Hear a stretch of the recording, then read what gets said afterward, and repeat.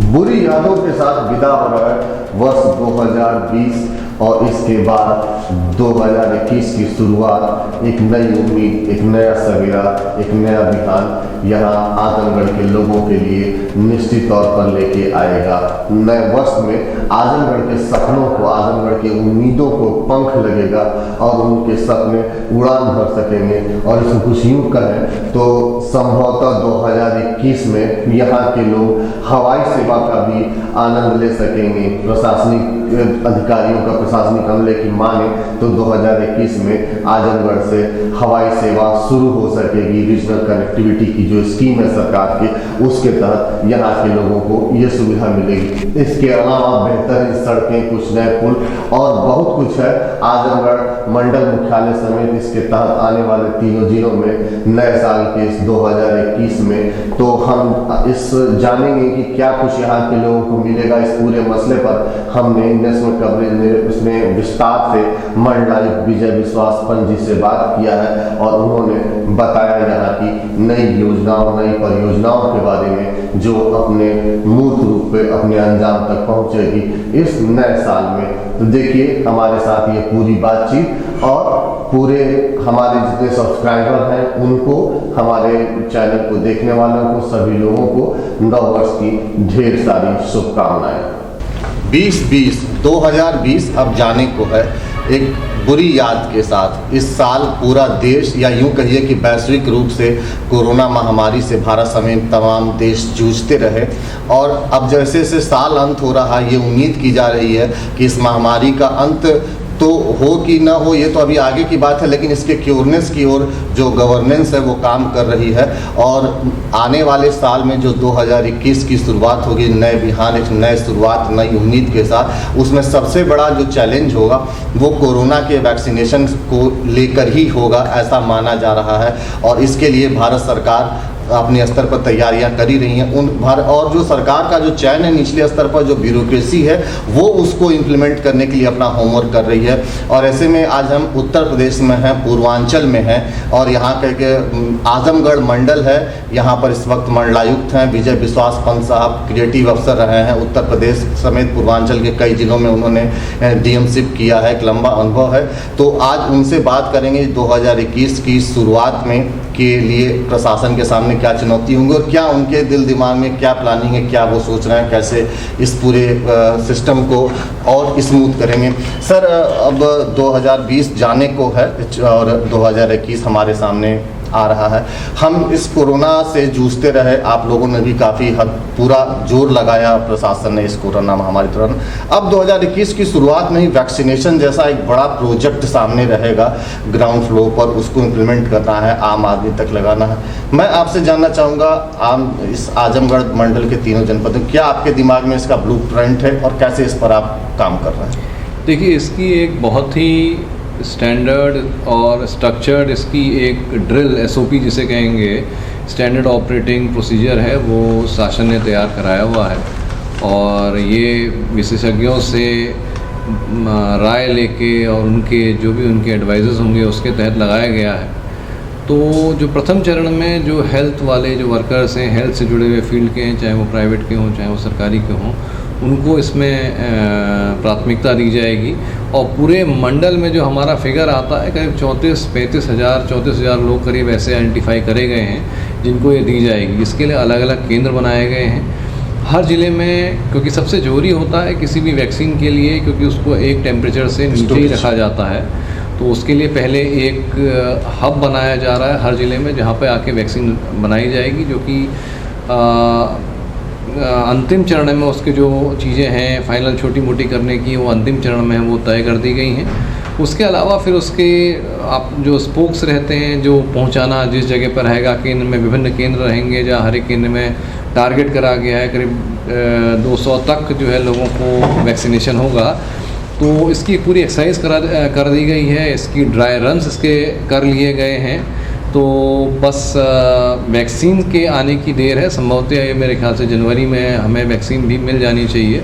तो उससे जो हमारे वो कोरोना योद्धा जो कि सीधे आके लड़ रहे हैं उनके आप पहले चरण में बचाव करा जाएगा। बाद में फिर जो और चरण आएंगे, जो और लोग हैं front line workers other than health, उन लोगों को इसमें प्राथमिकता दी जाएगी। और उसके बाद में जो हमारे जो एजेड लोग हैं, जिसको कहा जाता है कि कोरोना का सबसे ज़्यादा इनको प्रभाव पड़ेगा, फिर उनको वैक्सीनेट कराने का कार्य कराएगा। तो सर, अभी कोरोना योद्धा के बाद जो सेकेंड फेज जिसमें ये कहा जा रहा है कि बच्चे और बुजुर्गों को प्राथमिकता पर रखेंगे, तो क्या इसके लिए फिर भारत सरकार से एक नया SOP कोई आएगा या आप उस पर भी कोई काम करना शुरू कर चुके हैं? ये जो है हर एक चीज़, क्योंकि कौन लोग हमारे कोमॉर्बिड, हमारे पास बहुत सारा डेटा है। इस अभियान से जो हमने चीज़ सीखी है, जो कोरोना के अभियान से, वो हमने ये चीज़ सीखी है कि डेटा बहुत इम्पोर्टेंट चीज़ होती है। तो बहुत अच्छी बात यह है कि हमारे पास स्ट्रक्चर डेटा है इसमें पूरा बहुत अच्छा, कि किस एज के लोग इससे प्रभावित हुए हैं, किस तरह के हैं, कहाँ के हैं। तो जैसे ही हमें ये ग्रीन फ्लैग मिलेगा, तो जो हमारे एजेड लोग हैं, कोमॉर्बिड लोग हैं, उनको काफ़ी कुछ चिन्हांकित हैं। और जो हमें समय मिलेगा 10, 15, 20 दिन का, तो उसमें इसका पूरा अच्छे से डेटा फिर तैयार हो जाएगा। और जो आपने बात कही है, जो एजेड लोग हैं, जो कोमॉर्बिड लोग हैं, बच्चे हैं, उन लोगों को वैक्सीनेशन देने का काम करा दिया जाएगा। इससे जुड़ा एक छोटा सा सवाल, क्या एक ही बात सुनने का कि अब नए साल से स्कूल्स खुलने लगेंगे, मतलब एक प्रॉपर वे में, क्या तो इसमें अगर कोई सच्चाई हो तो क्या अगर ऐसा है कि स्कूल्स को एक प्राइमा फेसी रखा जाएगा कि पहले बच्चे आ रहे हैं, तो वहाँ एक मेरे पूछने का मतलब था क्या स्कूलों को भी सेंटर बनाया जाएगा वैक्सीनेशन का?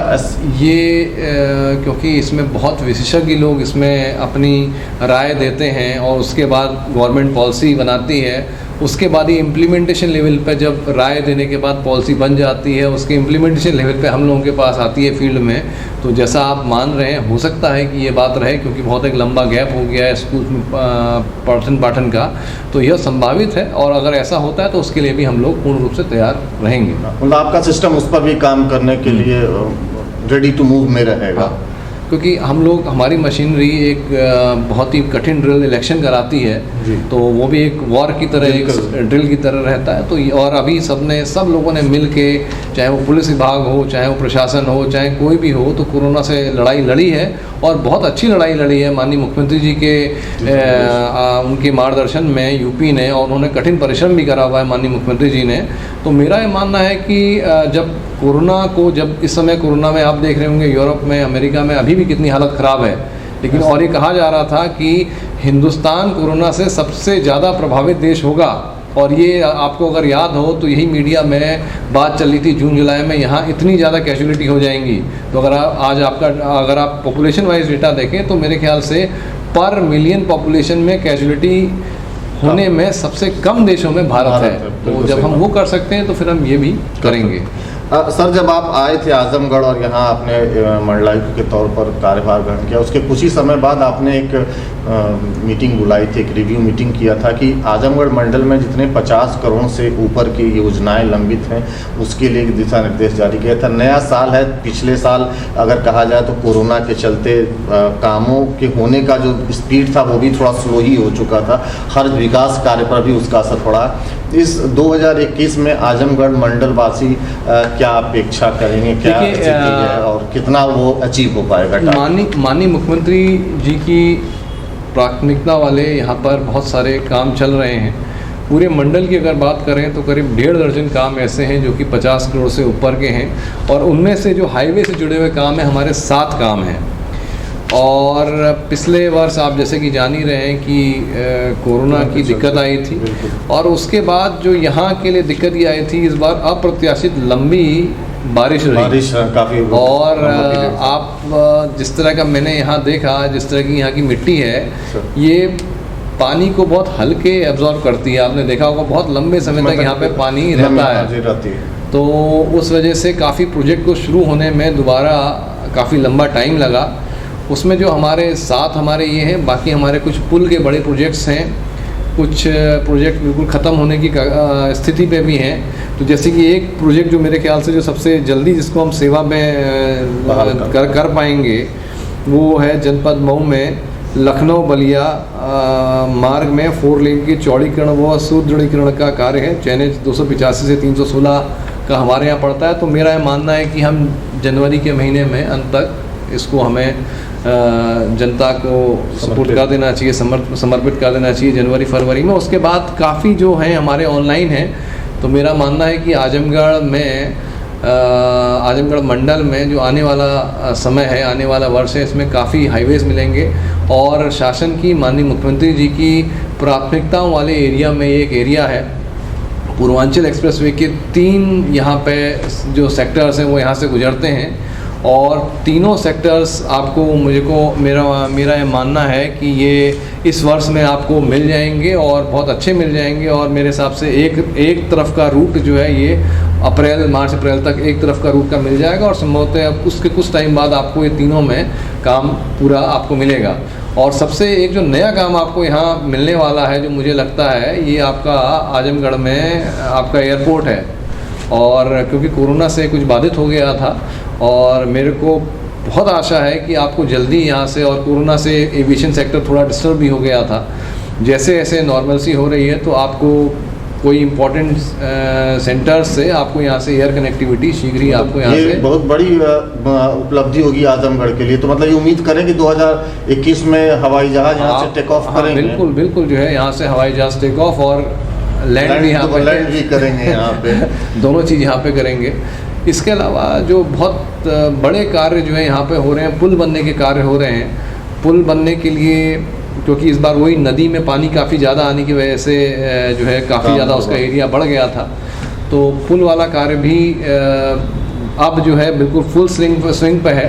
पुल बनने में थोड़े से अपने टाइम ज़्यादा लगते हैं, लेकिन इस जो हमने टारगेट करा हुआ है, जो 2021 में जितना काम होना है, जितने उसमें वेल्स पड़ने हैं, जितने उसके जो स्ट्रेचेस हैं बनने हैं, इसकी हमने एक व्यवस्था कर रखी है रिव्यू की। हर महीने 50 करोड़ से ऊपर वाले कामों की रिव्यू होता है, और जहाँ कहीं भी कोई दिक्कत दिखती है, फाइनेंस से रिलेटेड दिक्कत, मैन पावर से रिलेटेड दिक्कत, तो वो पूरी कराई जाती है।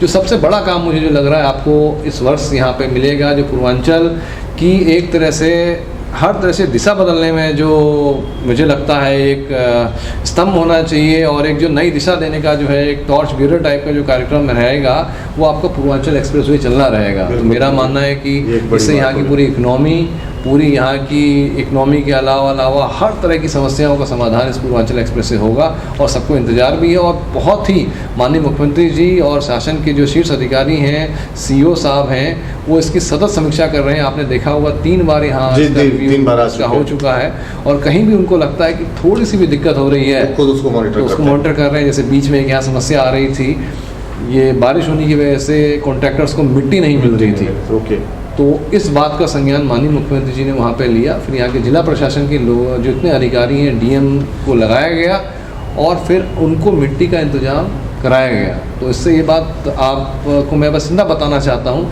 कि इस क्षेत्र की जो विकास संबंधी समस्याओं की जो छोटी छोटी समस्याएँ हैं, उसका संज्ञान लिया जा रहा है, और उसका समाधान करने का प्रयास कराया जा रहा है, और समाधान कराया भी जा रहा है। तीसरा और आखिरी सवाल, नया साल है और इसमें सबको उम्मीदें रहती हैं, प्रशासन भी अपनी तरफ से कुछ ना कुछ प्लान करता है। मेरा बस ये जानना है कि आप तीनों जिलों के एक तरह से कमिश्नर का जो पद है वो फ्रंट फिलोसफर गाइड की तरह होता है, मार्गदर्शन आप करते हैं, चीज़ों को रिव्यू करते हैं। इन तीनों जनपदों के जो DMs हैं, उनके लिए, प्रशासन के लिए और लोगों के लिए आपका इस नए साल पर क्या मैसेज रहेगा आपकी तरफ से 2 शब्द सबके लिए, कि गवर्नेंस स्मूथली चले और लोगों को उसका लाभ मिले? देखिए, आजकल जो आपने देखा होगा, गवर्नेंस और एम्पावरमेंट 2 बहुत जुड़े हुए कॉन्सेप्ट हैं। और गवर्नेंस जो पहुंच जाए, जो सबसे लाइन में या सोसाइटी में सबसे पीछे जो तबका जो बैठा हुआ है, अगर हम उसको उस तक पहुंच जाएं और उसको जो सरकारी सेवाएं हैं उसको मुहैया करा दें, तो वो एक पैमाना है कि हम कितने सफल हैं। तो मैं यहाँ पे, हम लोगों ने अपने स्तर पे ये प्लान करा हुआ है, और इसको हम मूर्त रूप में लाने का प्रयास करेंगे अगले वर्ष, कि हम जो गांव हैं, क्योंकि ये पूर्वांचल ग्रामीण पृष्ठभूमि का ही है, तो बहुत छोटे छोटे यहाँ पे कस्बे हैं, जो हमारे ग्राम स्तरीय जो हमारे अधिकारी हैं, चाहे वो हमारे लेखपाल हों, चाहे वो हमारे ग्राम पंचायत विकास अधिकारी हों, कुछ एक ऐसा सिस्टम बनाएं कि इनकी प्रेजेंस गांव पे सुनिश्चित हो सके, ये गांव में उपलब्ध रह सकें। कुछ लोग अच्छे लोग रहते भी हैं, ऐसा नहीं है कोई नहीं रहते हैं, लेकिन सिस्टम एक तरह से ना होने की वजह से जगह पे तो कुछ होते हैं, कुछ नहीं होते हैं। तो मैं ये चाह रहा हूँ, मैंने यहाँ जिलाधिकारियों से राय मशवरा भी किया है, उनसे चाहा भी है कि एक कुछ ऐसा सिस्टम करा लें कि जैसे हमारे पंचायत घर हर जगह बन रहे हैं इस समय, आपने देखा। हाँ, बिल्कुल बिल्कुल बन रहा है। इस साल तक हमारे इस साल में काफ़ी पंचायत घर आ जाएंगे। पंचायत घर बनने के बाद जैसे ही पंचायत घर बनना जैसे जैसे आ जाएं, या कोई ऐसी हमें बिल्डिंग मिल जाए जहाँ पर अस्थायी रूप से गांव का एक ऑफिस टाइप का खोला जा सके, लेखपाल आए, कुछ टाइम वहाँ बैठे और जनता से संवाद कर सके, ग्राम पंचायत विकास अधिकारी आए, बैठें, जनता से संवाद कर सकें, उनकी समस्याओं को नोट कर लें, अपने स्तर से जो सॉल्व हो सकें वो सॉल्व कर लें, जो ना सॉल्व हो सके अपने स्तर से जिसका हल ना निकाल सकें वो अपने उच्च अधिकारियों को बता दें, वहाँ कर दें।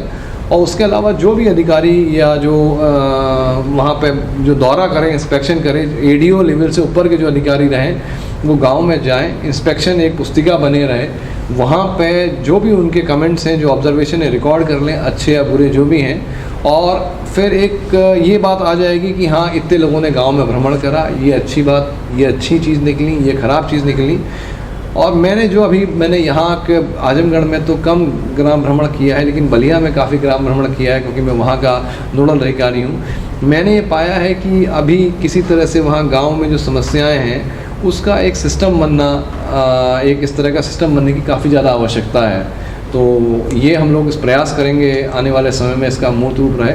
और जो मैं आपने कहा जनता को मैं क्या कहना चाहता हूँ, मैं ये कहना चाहता हूँ कि आप लोगों ने बहुत कठिनाई का सामना किया है, 2020 में कोरोना जैसी महामारी का सामना किया है और बड़ी ही साहसिक तरीके से सामना किया है। तो बस कुछ टाइम और है, मेरे ख्याल से 2-3 महीने की बात और है।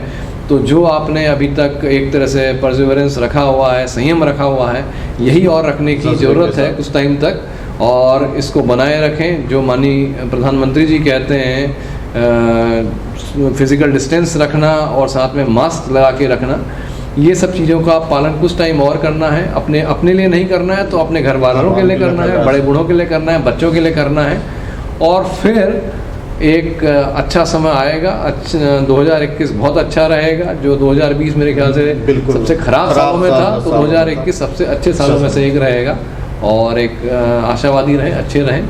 शुभकामनाएं आपको, नए वर्ष की शुभकामनाएं भी मैं आपके चैनल के माध्यम से अभी मैं सभी अपने जो मंडल के जो वासी हैं उन सबको देता हूं। यही मैं कहना चाहता हूं। थैंक यू कमिश्नर साहब, thank you with being here, thank you very much, धन्यवाद।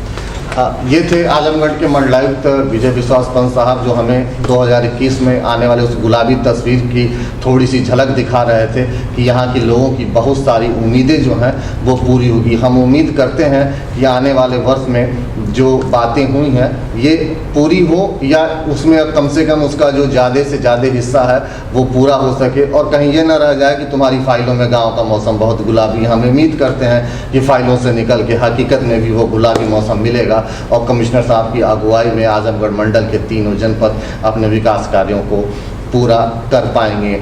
तो बने रहिए हमारे साथ, आपके लिए खबर प्रस्तुत कर रहे हैं हमारे सहयोगी राजीव, और मेरा नाम है राजेश मिश्रा। धन्यवाद।